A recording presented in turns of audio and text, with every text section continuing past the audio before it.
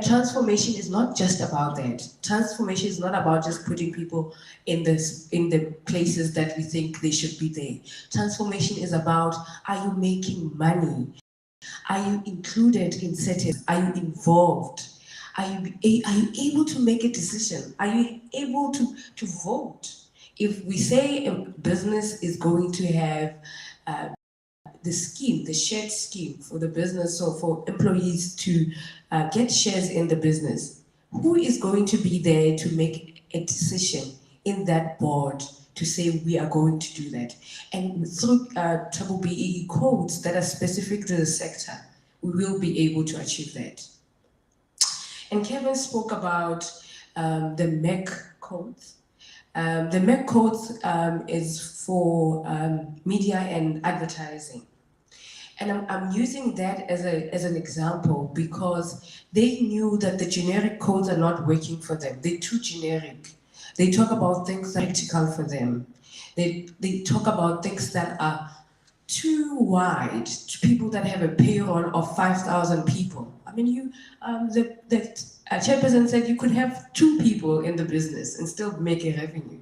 So when you use the generic codes, they are outside of your world and it doesn't make sense. So it's important then to have the specific codes so that you can cater for your nuances. And just to summarize Kevin's presentation of the things that they have amended, we spoke about transformation, what it means for us, why do we need it? We spoke about the new entrants that we want. We want to give business an opportunity to participate. When we say new entrants, it's on the ownership element to say, who do you have? But you also have it on the supplier and development under procurement, where they say, have you developed any new supplier? And then what are you doing after you have used that supplier as your new entrant? Are you providing them, are you taking them back into your business as your supplier? And what are you doing about it? It speaks about if you're giving them the free interest loans, the time spent. So it is about empowering the new suppliers, the new businesses that wants to develop, to be able to find ground. You need to see it through. It should not be accepted as a great thing if the business doesn't want to transform. We will have to fight a good fight. We know businesses need to comply, and for them to comply, they need to issue a certificate that says you are a BEE level 1 because you've done 1, 2, 3 for the whole year. So it's an annual thing that they need to produce, and they're going to offer the Black people, the people that have been excluded, the people living with disabilities, people that are in designated areas, an opportunity to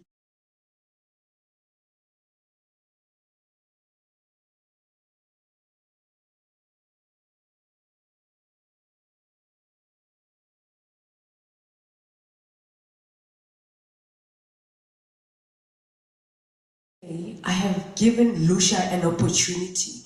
Lucia is not only going to change her life, but she's going to change or impact 15 more other people. And that is a requirement from businesses. That is a force for transformation. That's what the codes are saying to us. And then Kevin also alluded to the management control, where they say we take people. So let's go back to the management control. Management control comes from employment equity. And employment equity so the Department of Labor says each business must submit a report to say, show us who you have in the business and tell us what is your plan to transform. So, and this comes from there to say, we have Lucia in the business, we've got Kevin, we've got China, but what are we doing with those people? And it forces them to train. And now they have amended the employment equity to say, if you do not comply, you need to issue a certificate. But with the sector codes, with this specific sector codes, we say, if you don't promote anyone in the business, then it means we don't get a chance to get it to a point where we've got a voice and make a decision in the business that will help us transform. I said this in the Cape Town session to say, if there isn't a black person in the board to talk about black issues, no person will ever talk about black issues. And the codes are going to help us to get there.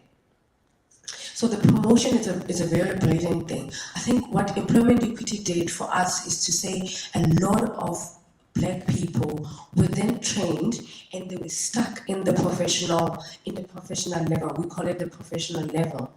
And they got stuck there. They were not moving, they were not making any other movements. You'd get your qualification and you sit there and there isn't anything. But the codes are forcing us to promote those people. But what I like about Triple B is that if they promote you in the business, and then they said, show us that you have promoted Lucia from the junior management to middle management. Not only is there a shift from the salary, they need to see the role that has changed. They need to see the responsibilities that have changed. So it's thorough verification process to prove that you have changed. Unlike where you change and then they give you a 5% raise and then you still do the admin that you always did. So it is a thoroughly verifications that you need to go through to make sure that you actually qualify to get your triple BE certificate. So the management control and the promotion is actually a brilliant thing. And Kevin spoke about the skills development. And skills development also depends heavily on the payroll. And with the freelance inclusion, then it makes sense for the sector to have that specific element and to understand that if we do not train, somebody asked me the other day to say, why do we have to train you? And I'm like, you are training me not only to understand and speak English, but to understand the complexity behind understanding complex situations. Because when I was in matric, I didn't even know what is a cognizant behavior or cognizant dissonance. I didn't know that. But the university will give you that platform to understand the language so that when you get to business, you speak the business language. You're able to ask for money, but you're speaking their language so that they can understand. So education is so important to us, and we know we go to the rural area schools, there is no proper supporting things. We struggle to find a library, we struggle to find a lot of things. So imagine giving that child an opportunity so the skills development, which is external. And then the internal people, we know our mothers have been working as administrators for years. If your mother was working in a department, let's use a department for this sake.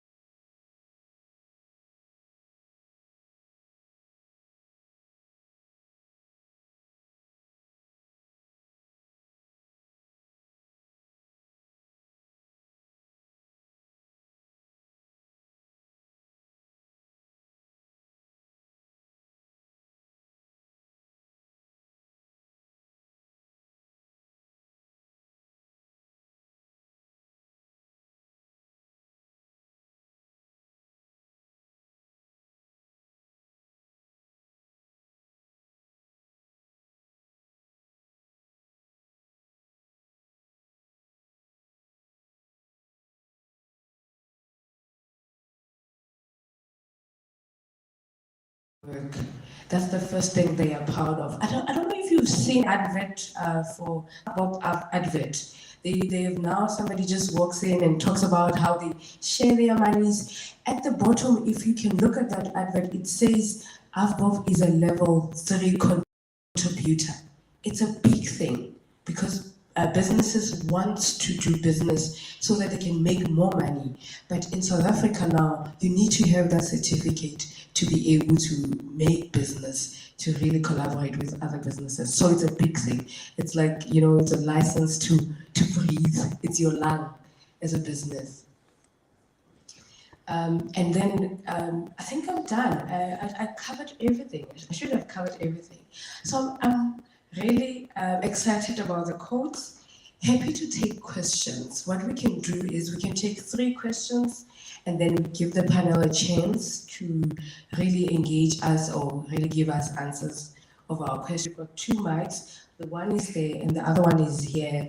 Happy to take 3 people now and then we answer them and then we go for the next round.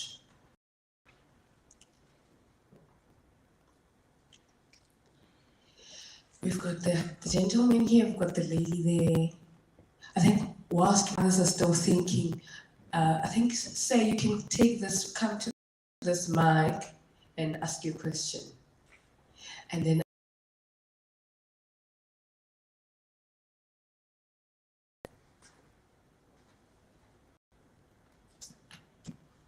I think I'll be asking questions.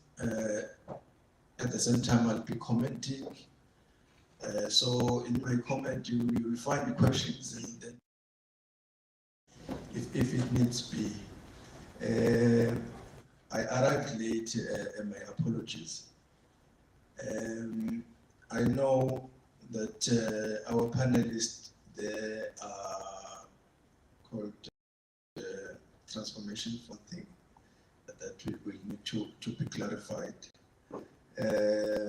Maybe the background of the forum has been given, and in terms of the mandate of the forum, whether the forum is an independent entity or is commissioned by government for a particular duration of this research to establish this PE scorecard or whatever. But we must thank you for the presentation, Mr. Yeah, just for coming and giving us this insight. I'm not very happy with the attendance here. I don't know how this forum was being, or this session was being communicated, because I understand we can mobilize more artists who are practitioners. Also, I'm not sure if the date that was chosen, it does do justice, since it's during the weekend. Probably most of the practitioners are at work. Maybe at some stage it would be nice to, I don't know if it would be possible to have another round, coming to happen, I don't know. Yes, it is indeed overwhelming sometimes, our head, this whole question of BEE, because we no longer know who's black, and the definitions of black, who's not black, and all those things, they get confusing. But it is an important exercise to be engaged on it, not just a way thing, just to be thorough and deliberate seriously on these issues, because as practitioners on the ground, we have suffered a lot. We don't know what BEE stands for, what it has delivered, and all of that, because life remains the same. It just remains the same. But I'll just point to a few things from the presentation that Kevin did. Kevin talks about ownership. We have said 15 years or 20 years ago the lack of ownership when it comes to black people. We have talked about the lack of access to capital. We of course spoke about all these things. Black-owned supply chain, encouraging cooperation and collaboration between established and you know, we all know these things, that these are the problems that are there. But now I think we should be drilling and focusing more on the solution. Now, if you're talking policy, then you need to be specific now, you know. I just don't know whether the draft document does cover that. We just received the document. We haven't applied ourselves on this. Just that sometimes these processes, they come rushing, you know, it's either you catch it or you miss, it's gone. It's going to the law. But I think we need to be thorough. You know, you talk about ownership, and you are specific in the industry that I'm working on. You need to address the issue of ownership. How do we address it? How do we deliver ownership to people? You talk about access to capital. Well, you've got policies here whereby we are the normally, you know, as black people, we'll be applying, let's say, for a project. I want to produce a film. Then in my name as an applicant, then the money comes, you know. But then you've got policies that come from the government. You don't know where these policies are coming from. The police will be saying, for instance, let me make an example. A camera that I'll be using is 100,000. I mean, it's going to charge me 100,000 to pay for the camera. Yet I can be able to purchase the camera with the money that I got from the government. But there's a policy that says you can't take this money and go and purchase the camera. You must go to a services company and hire that. You get what I'm trying to say? In terms of the value chain, I know now that I'm a DOP, I'm a camera operator, you know. But in the value chain, I can access capital to own some pieces of equipment. There are services companies, and they are all white companies, the services companies, where the chunk of the budget goes to, you know. And if you don't take that and put it into law, the status to remain the same. Nothing is going to change. If for instance, you talk of equipment, you talk of post-production facilities, for example, you find out that post-production facilities are owned by established white people. Now you're talking about encouraging cooperation and collaboration. It's more like a willing buyer, willing seller kind of a thing. So where we are waiting for established companies to cooperate for black people to be able to experience transformation. You get what I'm trying to say. So I'm just checking if this draft document does speak specifically in terms of what laws and policies that needs to be changed to address that and how, you see. Because there's disintegration even in the work of government. You've got DTI, the trade, they are not supporting innovative in terms of allowing industrialization of people. Young people come with innovative solutions. I'm talking IT now. We've got issue of distribution in the value chain, in the distribution.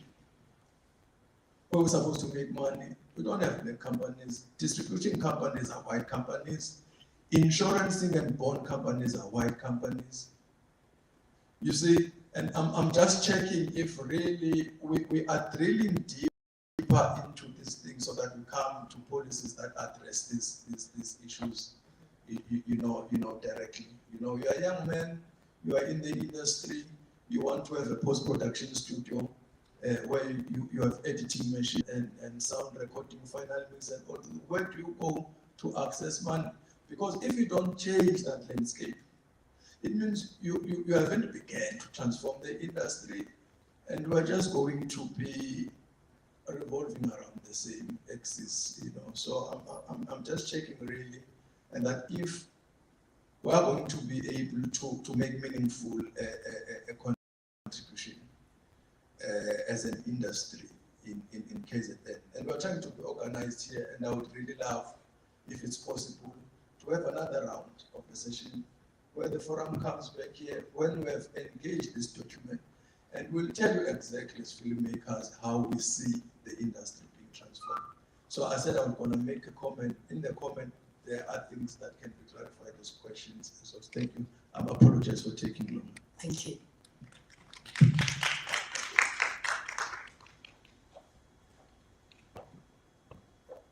Good morning, ladies and gentlemen. My name is Mandisa Jostri from Iman Trading. Trading is business. Our area, we are specialists in the field of enterprise and supply development and the arts sector to a minimal extent. Mine is short, it's just a comment as well as a question. The comment is concurring with the gentleman that have just spoken. I don't think the attendance is the true representative of the KZN province. It must be the communication did not get anywhere. So probably another session will be recommended, even if it's virtual. Then whatever input that you're gonna get, you can then confidently say it was the representative of the province. Secondly, my question is, firstly, let me say, I haven't had a chance to read the draft. It got to us late last night, as well as the invitation to attend. It came late last night. But well done on the work that has been done in putting the document together, as well as the summary that Kevin gave us in terms of what is covered in there. My question is around the enforcement of these codes within the sector, because in other sectors, transformation is taken seriously because those corporates or big business, they want to do business with government, and for them to be able to do business with government, they have to abide by the codes. So you will get some form of activity whereby small businesses will benefit from all these different areas of the code. What will be the enforcement within the industry? What is it that will make someone take this transformation seriously? Based on what? What is it that they are going to be accounted for, so that these codes can be taken into account? Because if there is no enforcement, if it's just the codes that one needs to do out of the goodness of their hearts, then we're not going to be seeing any impact anytime soon. Thank you. Thank you so much. Hannah, you want to take the questions? Yes.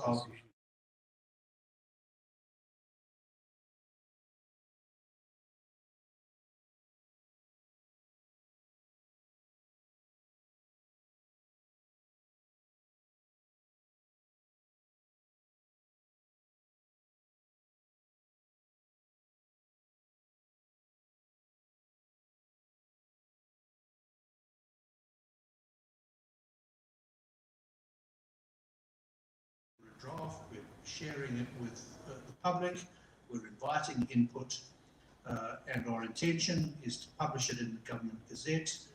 It was supposed to be published before the end of November. I don't believe it has been yet, but we're expecting that it'll be published in the Government Gazette very shortly. Once published, it will be open for public comment for an additional period of 3 months. We'll process the information and the feedback that we receive, and at the end of that 3-month period, we'll take into consideration the comments that have been provided. We'll make amendments to the code. There will be a final version of the code, and at that stage it will become law. One of the things that you spoke about was the way that the codes are interpreted differently by different government departments, and you specifically spoke about the DTIC Film Fund and their funding requirement that prohibited the use of grants being used for the purchase of physical assets. So the requirement to rent in, for example, cameras was the example that you used. And you also spoke about post-production companies. And in essence, what we would like to see is more black-owned businesses start up in that sector. You also spoke about the concept of willing seller, willing buyer. And I think that for much of the last 10 years, that's really been a strategy that we were in favour of. We would like to see a willing buyer investing in equity in organisations, and a willing seller, generally speaking, a white-owned company, sharing equity in their organisation. The problem is that it hasn't happened. The people that hold the equity have been unwilling to sell it. The people that want to acquire equity either haven't had access to money or haven't been willing to spend that money on acquiring an equity stake in a white-owned business. And because that concept of willing seller, willing buyer has not been allowed to manifest, we're now in a situation where actually we're turning up the pressure and we're saying, you know, the ideal may well be willing seller, willing buyer, but actually we need to turn up the heat. We need to encourage white-owned business white people that own businesses to share equity in their organisations, and we need to ensure that black people that are looking to invest in those organisations have access to the funds that allow them to do so. So there's a transitionary process that takes place. You know, we can't turn around and force people to sell equity in the same way that we can't turn around and force black people to purchase equity. What we want to do is to create an environment where there is fair value, where white-owned businesses, white business owners can sell an equity stake in their organisation and still receive fair value for it, but actually there needs to be something in it for the purchasers of that equity as well. So there will always be a balance that needs to be embedded in that transaction. You know, black people are not going to buy an equity stake in a company unless they see value in it. White business owners are not going to sell equity in their company unless they're getting a fair whack for the business that they've spent years building up. So there needs to be a negotiation and there needs to be a transaction. So really what we're trying to do is to turn up the heat. And there will be business owners that say, I'm not going to sell my equity, but what I will do is I'll spend or put my effort into building a black-owned supply chain that feeds into my organisation. But is it enforceable? Yes. Once this has gone through the government, it is absolutely enforceable. And it's something that we really need to make people aware of. The other issue is that you said, you know, we need to come back and have this discussion again. We have done 3 virtual conferences that included input from KwaZulu-Natal, and actually this is the 2nd physical conference that we've had here at the Playhouse. I agree completely with you. I am horribly disappointed at the turnout, and particularly disappointed that there are so few white business owners in the audience, because actually this is who is most impacted by this new piece of legislation. If anybody in the audience has an idea on how we can get white business owners to attend meetings like this, and get, I hate to point out the obvious, I'm white. You know, if you have ideas on how we can get white-owned businesses to turn up and engage in an active dialogue about the process of transforming the sector, we would be very happy to hear from you. But it's not an easy sell. And so, you know, our approach has just been to say, you know, we know what it is that needs to be done. We are, you know, we are steady, we are resolute. We're a bit like the tortoise in the race with the hare. You know, we're not trying to rush through this. We do it again and again and again, and eventually we win the race. But we don't win it in the first 100 meters. I think I've covered kind of both questions. I'm going to pass the mic over to Opar. Thanks, Kevin, and thanks to both Andile and Mandis's questions. Yes, Andile, you were late in coming to the session. When I welcomed the audience earlier, I did touch a little bit into the background of this organization. And in fact, this document that we've handed this morning, if you go to both pages 32 and 33, they will give you a detailed background into this forum. You also asked about its mandate. The same document on page 36 and 37, it will have that detail. You can look into it. As far as attendance is concerned, which Kevin had briefly touched on, and of course earlier on when Colin was welcoming you, we did also address the attendance issue. Prior to us coming into this session in our holding room as a forum, we did discuss this attendance because we had received a complaint of some sort from one of the attendees that the provincial government of KwaZulu-Natal only received this invitation last night. And when I received that report, I was really concerned that it could not be. And DSEC gave me a response that this engagement with the KwaZulu-Natal province started more than 3 weeks ago, up to last week, that a certain Western Club had confirmed the attendance of the stakeholders in this province that were invited. So it is not true that DSEC did not invite people. Of course, from our side as the forum, we've experienced these poor attendances throughout.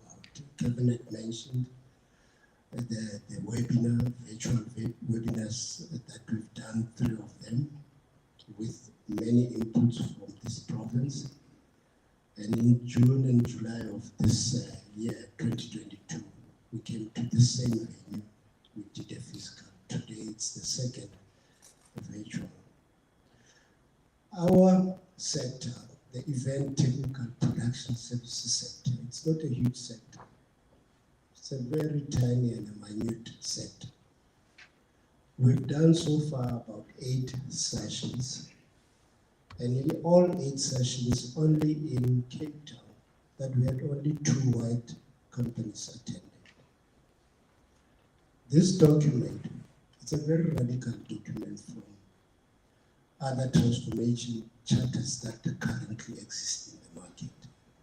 You've seen from Kevin's presentation how drastic are the changes that we've made in both weightings and the targets. Of course, we derive these changes from the generic scorecard. And you look at the period of about 10 years that has lapsed since the development of the generic scorecard to today, that there was a need to do those drastic changes.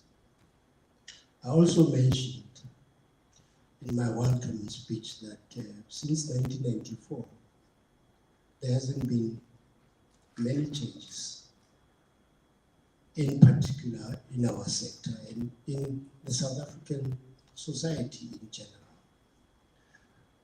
The government is the biggest procurer of services in the country, and the entities that derive a benefit from that are largely white entities, and these are the same entities that you want them coming here to make an input.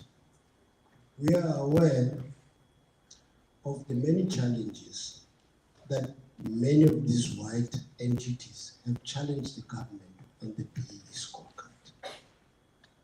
It is for that reason that we as the forum, together with DTIC and DSEC, have issued out personal invitations to those entities We are associations as we sit here, and we sit with membership from all those big entities. And each one of them, I can assure you, have received invitations.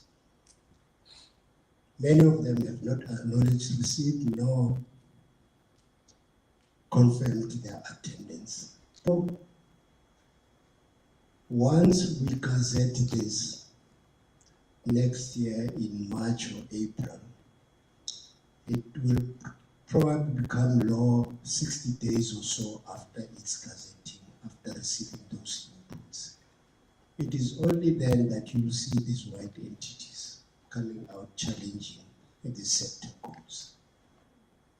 So your concern about their attendance here, it's our concern as well, because we know if we had failed to attend, to invite them to attend these sessions so that they can give their inputs, they will use that as a weapon to attack the authenticity of this document. And so Kevin's frustration on how we invite these people, it's a shared concern, but we know why they're not going to come. We've done 3 provinces so far. We're going to do the other 6. Next week we're going to the Northwest and Eastern Cape, Free State, and many other provinces. I bet you we are not going to get any white entities coming there. And it's not our own making. The government's website has an open invitation to inform them that the document exists and there's a dedicated email for all those entities to advance their inputs into this document. And so, with the sector being as small as it is, it shouldn't really worry us so much that there isn't particularly wide attendance. I'm sure Kevin has also addressed on the issue that Mandisa asked relating to enforcement. Many times,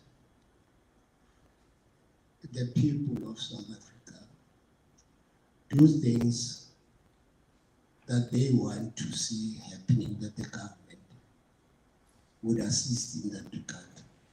And in many instances, it is the government that let us down. Our sector code does not exist as a law today, but there are many other charter councils that exist that operate. And you ask yourself, why is it that government still continues until today to issue contracts?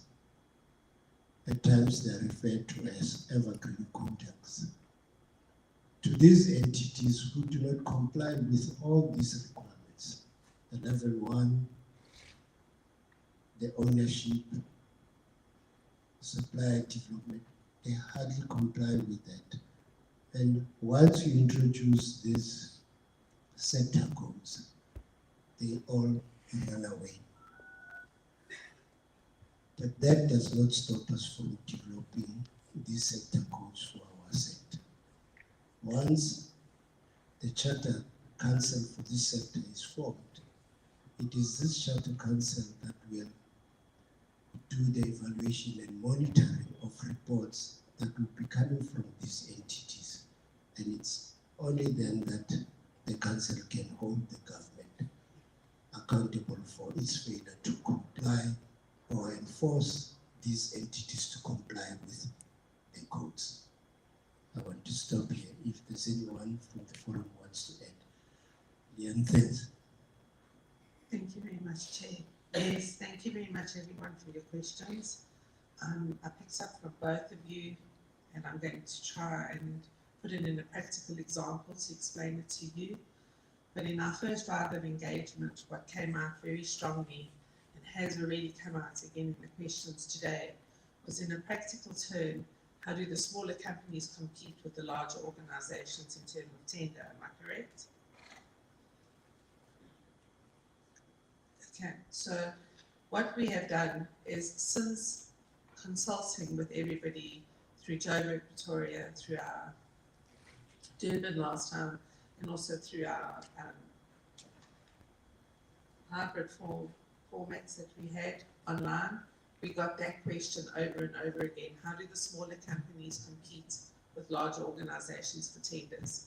And we understand that there's a lot of frustration involved because you don't have the same assets, equipment, skills, finances, etc. So what we have subsequently done is we have changed the sector code and we have increased the procurement sector code. So what that will mean is everybody will have equal opportunities to put through a tender. However, should a larger organization be given that tender, they will be given extra points as well as bonus points for appointing and working with smaller SMEs and individuals with specific skill sets. What that will do, it will mean that doors will open for smaller organizations or individuals that are able to work with those bigger companies. This is a threefold opportunity for the smaller company. The first is obviously that you get employment and you get an income from it. The second is your networking opportunity within that large organization for you to become an integral part of the organ. If your skills are important and they are valid, you will be utilized again and again and again because the larger organization with the tender gets the points from using you. And the third thing for you is that you will be able to increase your skill set, your development, and your own personal growth because you're working and you're earning and you are being part of a bigger production. So we did address that in our discussions after our very first presentations that we did from the last round. And hopefully you guys can see the benefit of that. And that is something that if you still have comments on, please go and look at it, look at the codes, read them carefully and give your input on it. But we do listen when you guys talk. So it doesn't go into an empty airspace and just sit there. We actually take your comments very, very seriously. So don't be afraid to contribute because that's what we're here for. Thank you.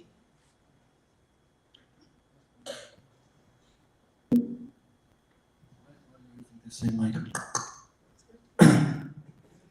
Thank you.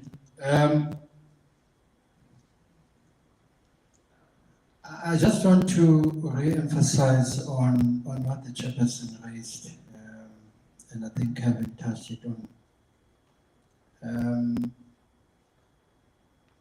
You know, you need to understand the impact of change, because transformation means change.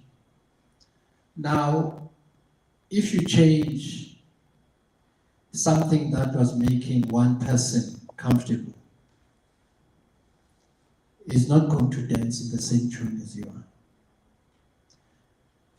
But the most important thing, this session is not about white establishment. It's about everyone, including yourselves. Because it's very important for you to understand the dynamics that are in place and what is in for you in this whole process. When we were here a few months ago, the delegation from KZN was no different from today. There were more people coming from, I think, Northern Cape and the other province than here. But it's the same scenario that you see even in other provinces, including Gauteng in the Western Cape. So don't expect them to come. But because the law requires us to do these consultations, so we do this going by the book, doing what needs to be done. So that when the time comes for the law to be passed, we are able to say we have done A, B, C, D according to the requirements that needed us to do. So that is one aspect. The second aspect was, I sometimes feel that when Kevin makes a presentation, for some reason he raised that this morning, there are certain terminology I think the presiding officer mentioned that like to use, which might confuse people. You have an opportunity to go through the document, but before you even go through the document, you can have your one-on-one with any member of the forum immediately after the session, so that you are able to understand certain aspects of the presentation that you were not too sure of. And that will give you leverage to be able to contribute to that document at your own space. I just wanted to clarify those two services. Thanks. Thank you so much. I also wanted to say, I think enforcement, when Kevin said it's law, it means if you are a business, you need to comply. And then the chairperson said they need to, businesses need to comply to make money from the government, because government procures every service. And for each business to comply, I just wanted to put again, you can't be non-compliant and still make business with government. So it's law, and they still need to make money. And for businesses to make money, they need to have that certificate that says, I am a level 4 and above. And for you to be level 4 and above, maybe let's explain the technicalities. For you to be level 4 and above, you need to be compliant, especially in the priority elements. We've got 5 elements, and the priority elements, it's ownership, skills development, enterprise and supply development. Meaning, you need to achieve at least 40% of those elements. And the 40% of those elements, with the amendment that have been made for this particular sector code, is that 40% will be for voting rights. That is so important.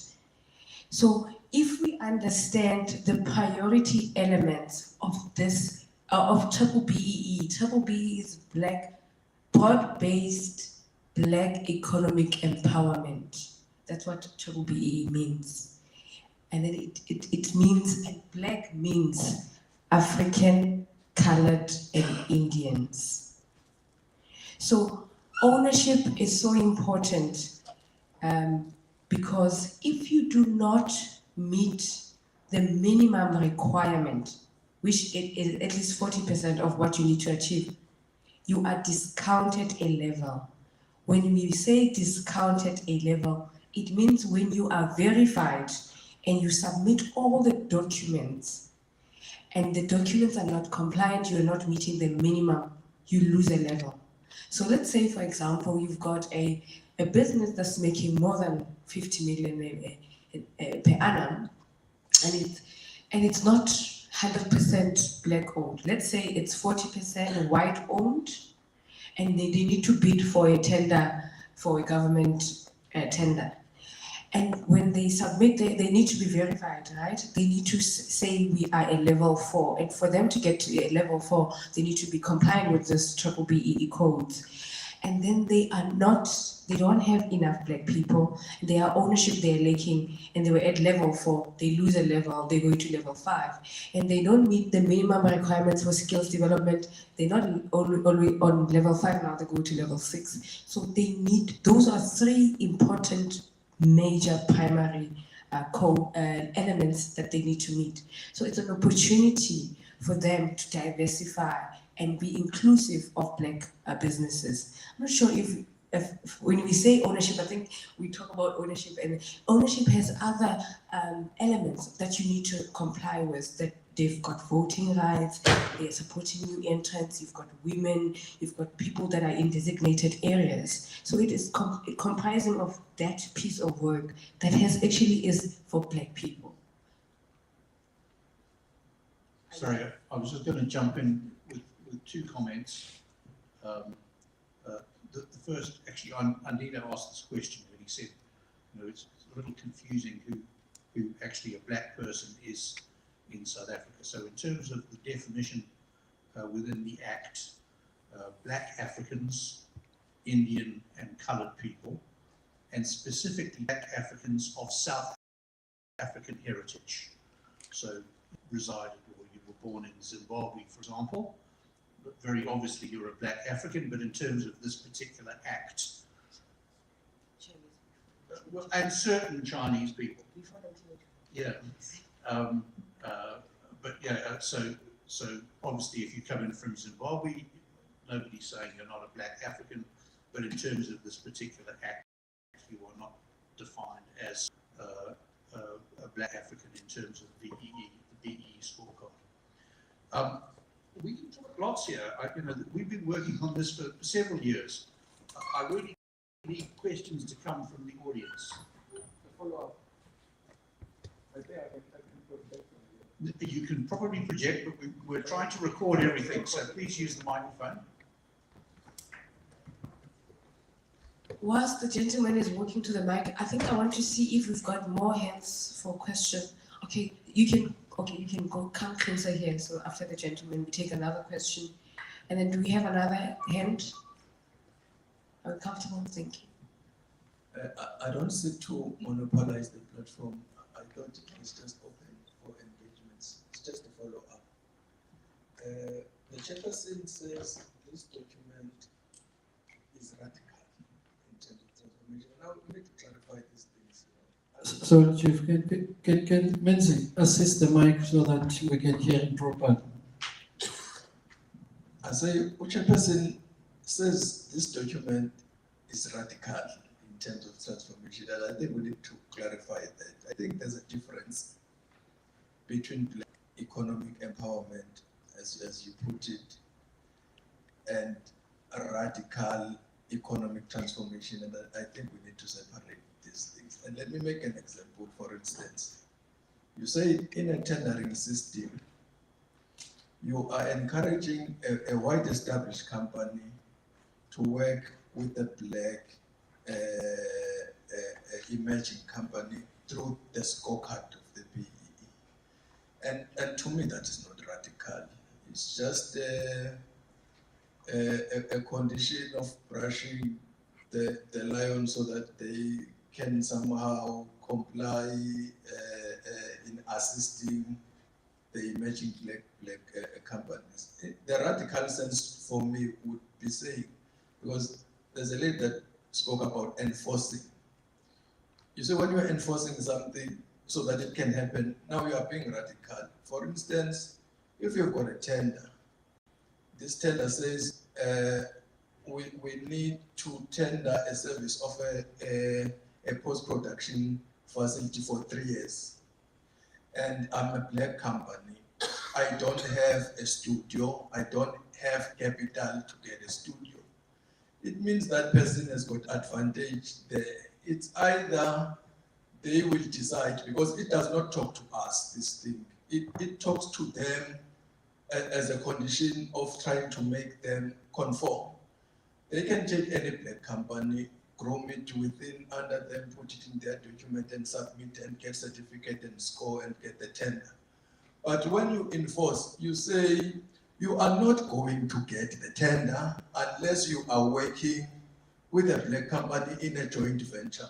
And for me, that would be radical. And when you address the issue of capital, it would say then this partner is allowed to get to a finance corporation that is within government with this contract of these 3 years to get capital to establish their own studio, so that by the time they are bidding for the next tender in the next 6 years, this person is better capacitated, they have access to capital, they've managed to set up their own studio, they can now compete and be able to bid on a level ground with the established company. But if you talk about ownership, but you don't address the issue, or you're enforcing in terms of policy that in order for you now in the new South Africa where we want to transform the economy, you must work with this company. Then it will never happen again. We'll see people that have been fronting and all of that will never get to own anything. So I think, because I think it's important if we are representing ourselves on these platforms, that we say the truth as it is, because we are active on the ground, and we know why things are not moving. It's because the environment, this BE is not talking, is talking to an established person, and how they can score themselves for them to be in business? I'm going to interrupt you to reply, Okay. but no, the reason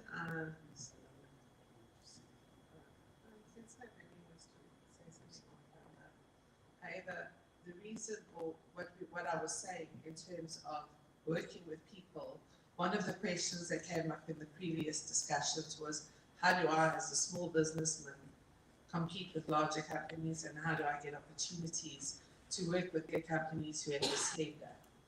If you have a look at the BE document, there's 4 sections, and one of those is ownership. And we have increased the ownership scores.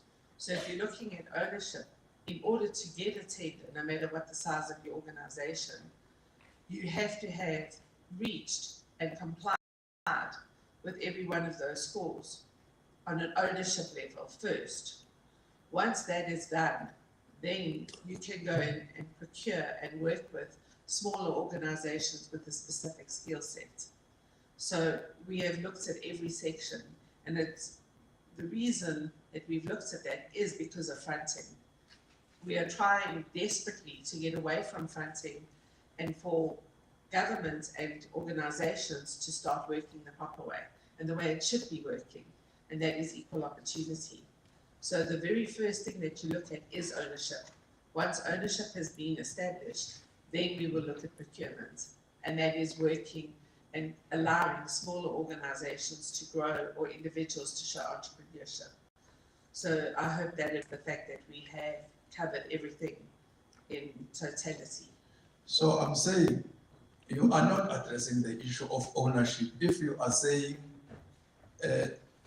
this conglomerate in their documents, they must show where they have placed black people. Still the same organization, it has just had under the blackface put it within the organogram of the company to score whatever scores in the BEE. I'm saying you are not transforming anything. You are perpetuating what is already there. You are saying this company must find a way of complying with these new criteria and continue to be in business. You are not opening a platform for a new entrance, new companies in the joint venture set up to say, these are the people who have not been in the business and they want to enter that space. And for you to be able to get that tender, you must now start to work with these people, take these people in a joint venture, not ukuthi uzongigwinya ungifake ngaphansi kwakho uqhubeke wenze umsebenzi, so that in the future, what's your company? eThekwini Talent Search Agents can be able to stand on its own with its own resources and facility and infrastructure, so that it is on an equal platform to compete next time with that company. Because this thing is not talking to us. I'm being honest. You're not addressing us. Yes, we are here, but you are talking to established companies. You are saying this is what you can do for you to get scores, to get certificate, to get tenders, and they will find those loopholes. They will work around that, and the status quo is going to remain the same. But if I was heading an agency, let me say KZN Film Commission, you have an SCM, supply chain management, you've got a tender, and you know that this person is not standing a chance to get this tender. Then you enforce it. You say you come on a joint venture, on a JJ partnership with this one, in order for you to get this tender. And for me, that is radical. So this is not radical. Transformation is not talking to us. Yes, if you say it's black economic empowerment, and I don't know when this thing of BEE really is going to stop. Sometimes and we are being honest, and it's important that we are being honest. We're not trying to be funny, but we're just being honest.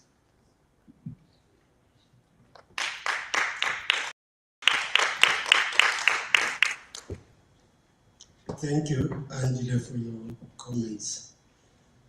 I think you did not listen to it properly when I was talking about the document being radical.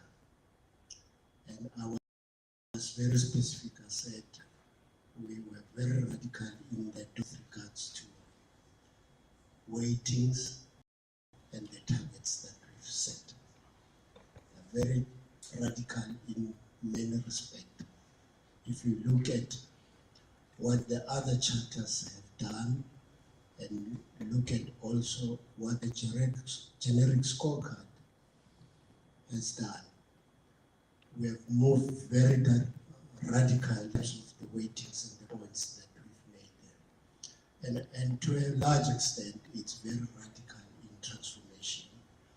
My plea to you, Andile, would be, before you make these comments that you've just made, especially the last part on lack of transformation and describing your transformation in your own understanding that it only can be transformation on the basis of it being a JV. If you had read this document, and I accept the fact that you had mentioned earlier that you haven't seen the document. This document will be on the DSEC website for 3 months up to middle or end of February. You still have a chance to make your input. There's an email to make an input. Once you've read this document, I'm very sure you'll be persuaded differently. Your viewpoints would move drastically from the position that you hold now. This document talks about transformation. And as Kevin had said earlier during his presentation, that it is a draft document. For it to be complete, we need your input. Hence, I urge you to read so that you can come and make further inputs into this document. Thank you. Thank you. We'll take the lady.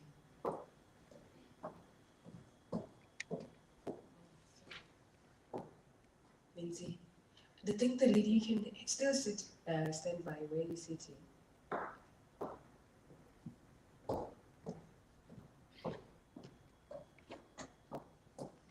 Good morning. My name is Benedicta Johnson from Sisters in Action, do women empowerment and filmmaking.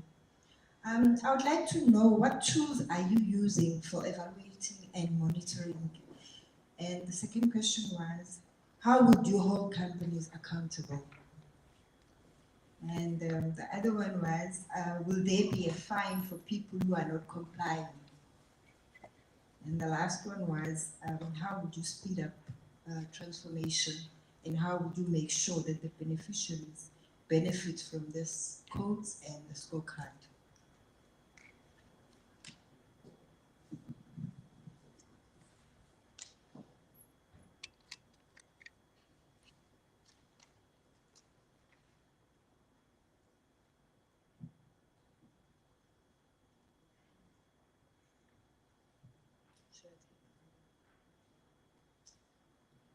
Should I take the other question?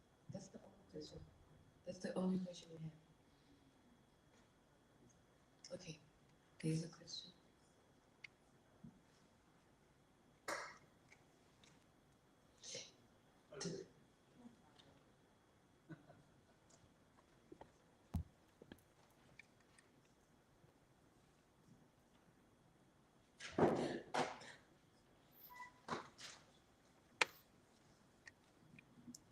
Ngicela ukubingelela uMayilondi igama uPresident weMbumba Creative Business Association.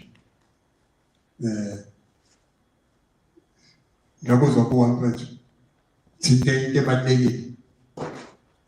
Honesty is very important.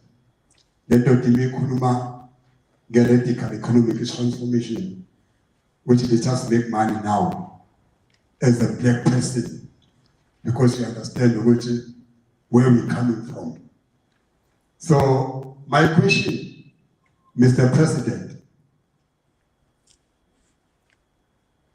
is this answer ngizokhuluma ngesiZulu and in confident ngeke sabe ukukhuluma bakhuluma yena nabo Mr. Mapulu uzokwazi ukutolika la abanye abakhona. nawe ngiyazi ukuthi uyeza kancane. Njengoba sila size lana ngoba sifuna ukuthi sizosizakala. Njengoba silana size ngoba sifuna ukuthi sakhe i-industry yethu le esiyona ukuthi enzenjani iqhubeke iye phambili. So ukuyakha ke i-industry sizoyakha kanjani na? Sizoyakha ngokubambisana lokuthi sonke sibe happy. You must feel happy. I also feel happy put my side with the people as well from the ground and the Kadesho Bala, Secretary General Mr. Bo. Ukuthi uma sikhuluma ngale nto transformation kufanele ngempela siyikhulume ivele ubala ukuthi singena kanjani kuyona or into leli enisuke nize nayo enizoyipresenta la namhlanje njengoba akhona ama-organization akhona anjengosipsa amakhulu okwama-federation ukuthi uma sibuka le forum sibuka lawo ma-forum ngabe la ma-forum lawa azosisiza yini ukuthi sithuthuke ngokungena kweyimali emaphaketheni as the business people. Iy'nkampani zethu zabantu abamnyama ziphakame. Yabona? Kuphele wonke ngoba kunama-rate tape amaningi akhona in terms of kwa-music kwa-industry. Ungeza kwa-filming. Kunezinto ey'ningi abantu abangenayo access kuzona. Yabona? So zonke lezo zinto we need ngokubambisana ngokusebenzisana ngoba sibadala manje into ebalulekile kuthina ukuthi yonke into siyivule siyibonisane sibone ukuthi okay as an organization nama-individual ngabe siyangena yini lana. Yabona? For instance kunamanye ama-department ka-government ebesiwacomplainelela nawo kanje. Yabona? Ngoba ekugcineni njengoba ekhuluma nge-radical u-Andile thina akufihli lokho ngendlela yokuthi sesichazele kakhulu izinto besigcina sesingena kabuhlungu ngoba manje yena ulokhu uthenjiswa ukuthi ngizothola izinto lokhu engithenjiswa ukuthi ngizothola izinto. Yabona? Uyifaka ikhampani yakho uthi ikhampani mhlambe ayibhenefithiswa kukhambe ngalokhu nalokho kugcina lapho sesinjani sesi-radical sesithi into siyifuna manje. Yabo? Uma khona osebenzayo sithi ngeke azasebenze lona singasebenzi thina. Yabo? Uma kufika inkampani izoshutha kamasha siyayivala ayishuthi kamasha singewona i-part and parcel yokushuthwa kwakamasha. Hhayi ngoba silisana nokuthi kuyashuthwa kamasha. Cha, sifuna ukuthi yonke into eyenzakalayo sibe i-part and parcel yalento leli eyenzakalayo.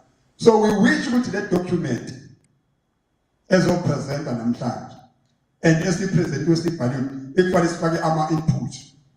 Yabo? Lento khuluma ukuba uqinisile ukuthi this document did they touch us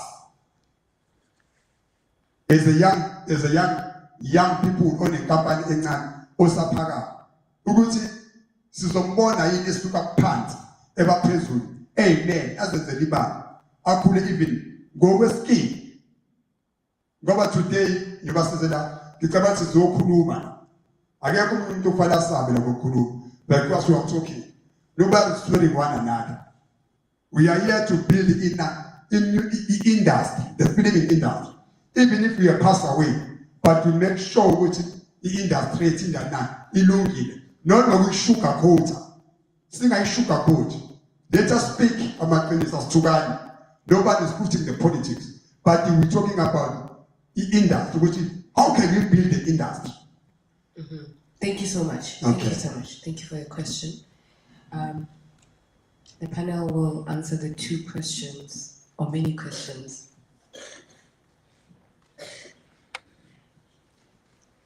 Thank you, moderator. I'm going to split these questions to a few of the panel members. I don't want to come across as dominating this conversation.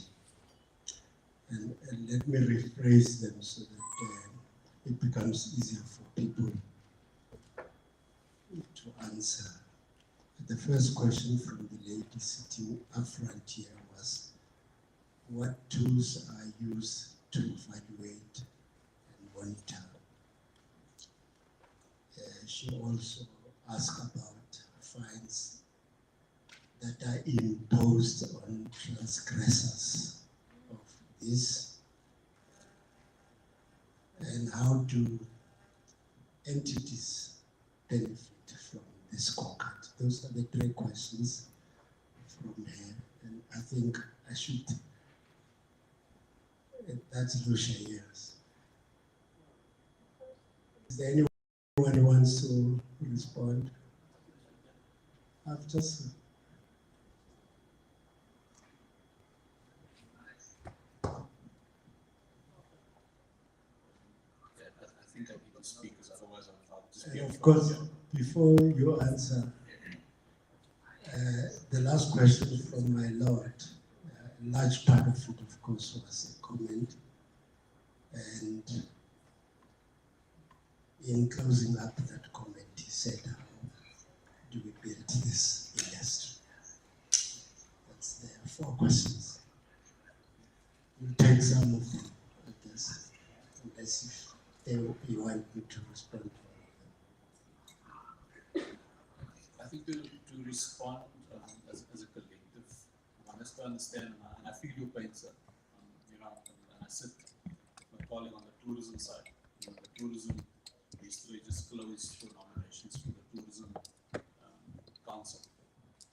And that's, I think, the 4th time that the council, in terms of formation, has put into play. And yet in the industry that I represent, it doesn't seem as if transformation is working there. Ownership and black people getting involved. So I totally feel it. But what I understand clearly within our country is that we need the tool, which is the BE scorecard. And in the scorecard itself,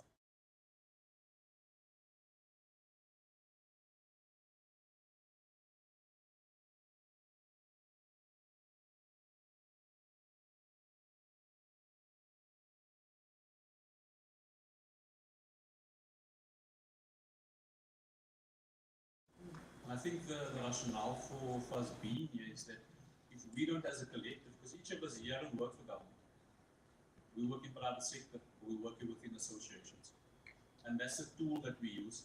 That if we don't organize ourselves and we don't enforce the tools, we don't need to see transformation.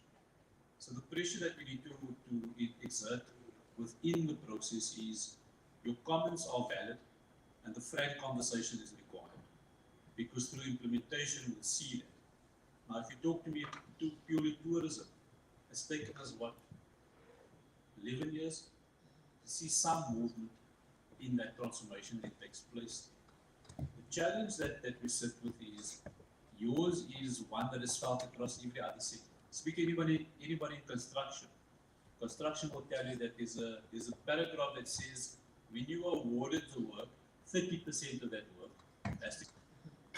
The interpretation of that at first was that companies were brought in from other parts and not from the community. So that paragraph had to be rewritten again because there was pressure put on from communities in Africa. The same with in manufacturing as well. So while the Department of Sports, Arts and Culture is going to be the custodian of this BE scorecard in terms of the tools, DTIC is the ultimate implementer of that. And that's quite an important relationship to understand there, because if you don't get that right, all that happens is it's just another document. But the document needs life.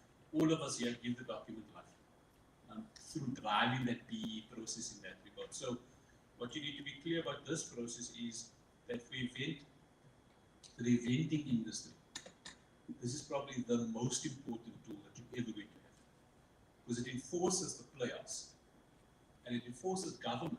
Because let's face it, and this is something I'll do myself, irrespective of what happens in the next couple of hours. But when the ruling party meets at the Expo Center, they're going to need a lot of these things that I'm holding. A lot of these things. They're going to need a lot of cameras because all of us are going to be watching. Do yourself a favor and ask, who are the companies that government has appointed them? Who are the technical people doing these things? Because see, without the scorecard that we're talking about today, we can't impose the pressure on a political party to utilize black people to deliver that. And I think in that part, when we do these sessions around the country, I have total sympathy for you because we don't have, as black people, we don't have access to money.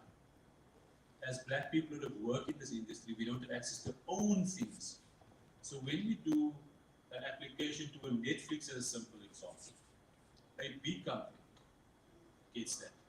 But what I hear you say today is maybe some work that we must do in taking on that frank conversation is, in what part do we demonstrate that the scorecard enforces a person, let's say like a super sport, to ensure that not 30%, but maybe 45% or 50% of the work that they secured goes to a black company. And I think within that scorecard, which I think was a bit unfair on all of you, as you come to these sessions, you get the scorecard given to you for the first time. And then we ask you for questions. So I always feel it's about unfair, but unfair. I sometimes have a disagreement with my colleagues as to that once you have as much time as you've got now, and you start reading through it as we present it, some of these questions come along. So don't take anything personal. That we don't take nothing personal when you have the frank conversations. But the clarity on summarizing your question, ma'am, is that you have a tool now. The challenge is how we enforce that tool, and in some instances we must be then clever as the panel to write these things in. It says on this particular area within the supply chain, these percentages of activities have to be there. The one that I think we've got right in the scorecard is around skills development. Because without that transfer of skill, we're not going to get anywhere. You know, and a lot of us here, including myself, are fairly old. And so on the panel, we don't have young people. You know, and that's quite an important aspect because he has probably 120 years worth of skill sitting here. How do I help you get to this particular stage? Only through skills development, only through deliberately changing my behavior within the process of making sure that he actually works. So I do agree with you, sir. I'm sitting where you are at the moment sometimes in my country where I don't think BE works. You know, and that's a bold thing for me to say, but openly, because in the aspect of how we get this done, we must change our behaviors. And we must be loud enough to ensure that we've got a lot of skilled people sitting here, but we don't have access to anything, whether money, finance, and importantly, getting the job done as well. Because we all can do the job. And I've seen within certain parts of the country, where people are given the opportunity, they actually deliver better than the person who supposedly has all the skill, who supposedly has the money as well. So it's not an easy activity that we're doing when we go around the country. But the most important thing is that without getting this document gazetted, we're going to have this grey area the whole time. And we won't see true transformation happening within the banking sector on the side. Thanks. Thank you. I think we answered all the questions. Can we want to give it a go? Perhaps just to follow up on the question about how do we enforce it. So at the moment, as a transformation forum, we're all appointed by the Minister of Sport, Arts and Culture, and our specific mandate is to develop a scorecard that can be published in the Government Gazette and can become law. Once it has been published in the Government Gazette, our role as a forum comes to an end, and the Minister will then appoint what's called the Transformation Charter Council, and that council has the authority to mandate the process of transformation. They will set up a process of gathering information from the marketplace and ensure compliance. And so you asked about, what happens if you don't comply? Do you get a fine? And the answer is no, you don't get a fine, but you just actually lose your ability to secure business. And it becomes that much more difficult for you to work not only with government, but with other entities that need to work with compliant organisations in their supply chain. So you don't get a fine, but there are certainly penalties that accrue if you fail to comply with the BEE regulations. And as an integral part of this process, government has provided us with an undertaking that they will not procure a product or service within the events and audiovisual sector from any company that is not at least BEE level 4 compliant. So there are, you don't get a fine, but there are certainly penalties that would accrue if you do not comply. Thank you so much. Do we have more questions? I think we're comfortable to close. And I'll then hand over to the chairperson to do the closing. Thank you so much. Thank you so much. We can talk about your question. We can take your question after the session. Happy with that? It's just a quick, if I may ask. Okay. Sangon, Igamo Musa, from Devon Former Office. I'd like to find out ukuthi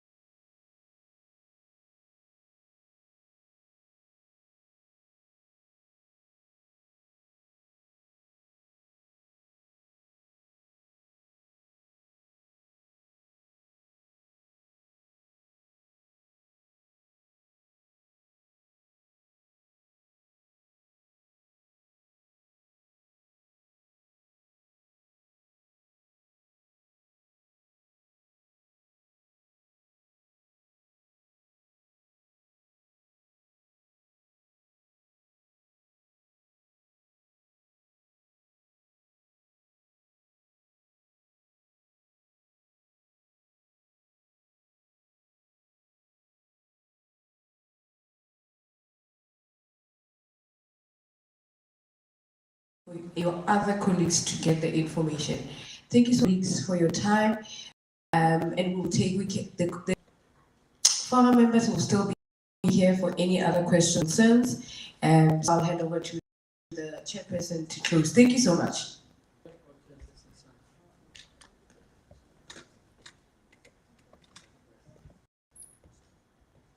Thank you, moderator, and once more, thank you to all of you here. I get a sense that the document we've presented is not radical enough. And I urge you all to please go read this document. As I indicated to you, that you have a period from now until February to make further input so that this document becomes real radical to the standards that you want it to be. So these inputs that you're going to give to us are going to be incorporated. As I've indicated to you, we've done webinars and many roadshows already. We received those inputs, and some of the inputs have been incorporated in this document, and yours too, if they come between now and February, will be incorporated into this new document. The moderator has mentioned that we are available here until later this afternoon, and if there's any one of you who wants to engage directly with us, we are happy to do that. Once more, thank you for your time, and we're looking forward to further inputs from yourselves. Thank you, bye-bye.